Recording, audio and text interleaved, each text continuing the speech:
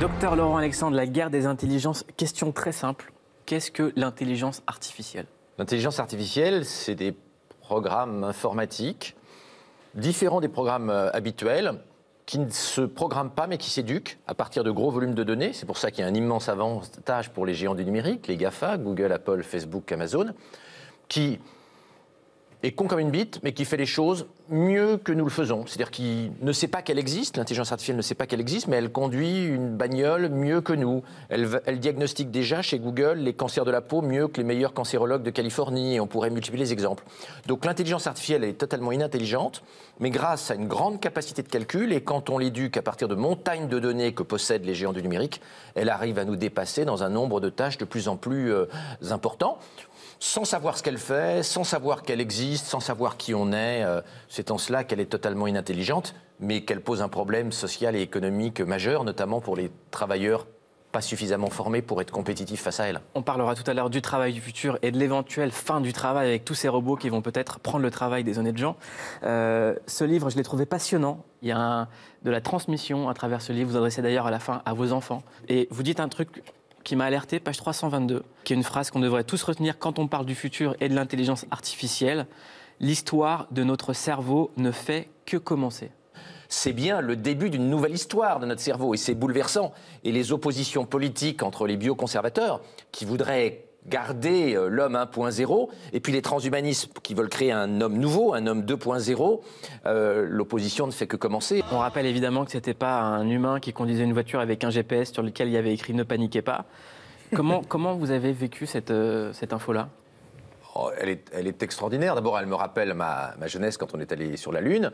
Elle montre que l'Europe a beaucoup à faire pour rattraper l'enthousiasme technologique qui est en train de naître en Chine et en Californie. Nous, on s'affole quand il y a 3 cm de neige pendant que Elon Musk conquiert l'espace. Ce qu'il fait est tout à fait extraordinaire. Et puis ça me rappelle que, hélas, en tant qu'Européen convaincu, c'est que l'Europe a complètement loupé le coche technologique. Quand Elon Musk a annoncé ses projets il y a 15 ans, les gens d'Ariane Espace ont expliqué que c'était un petit con, et qu'il n'avait rien compris, et qu'il ne comprenait pas l'espace. Aujourd'hui, le patron d'Ariane Espace, il y a un colloque où j'intervenais avec lui il y a 3 mois, expliquait « Je ne suis pas sûr, je ne peux pas vous promettre qu'Ariane va survivre à la prochaine décennie. » On est passé de « t'es un petit con » à « tu es en train de nous tailler des croupières et tu nous as dépassés ». L'Europe doit beaucoup plus investir dans la R&D si elle veut cesser... la recherche et développement, oui. Si elle veut cesser de devenir une colonie numérique de la Californie et de la Chine, ce qu'elle est en train de devenir, hélas, aujourd'hui. Benoît Hamon. Ce que je trouve intéressant, en tout cas, c'est que le monde dont il parle, il s'approche et il est tangible.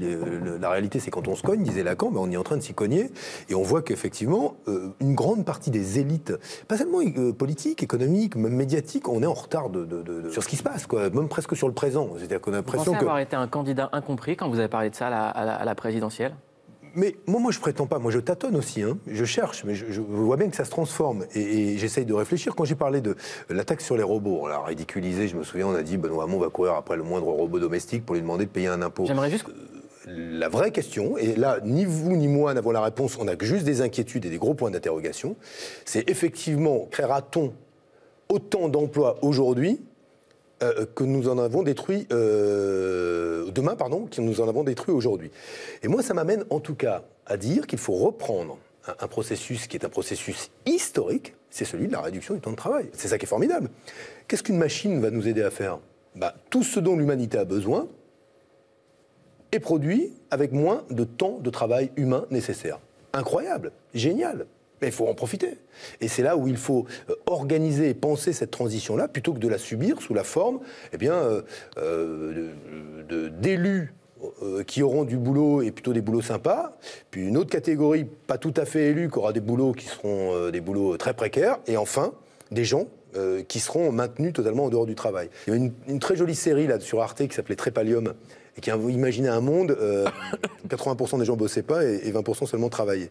Bon, ça c'est le partage du travail dans ce qu'il a de plus flippant, mais qui relèverait d'une logique purement marchande, et où justement le politique ne pense pas ces transformations. Moi, je ne prétends pas avoir les solutions qui faudrait être très immodestes, mais je pense qu'il faut vite travailler sur ces questions-là. Et j'ai peur qu'aujourd'hui on y travaille assez peu, voyez-vous, au gouvernement, surtout quand on ne met pas un rond sur l'université.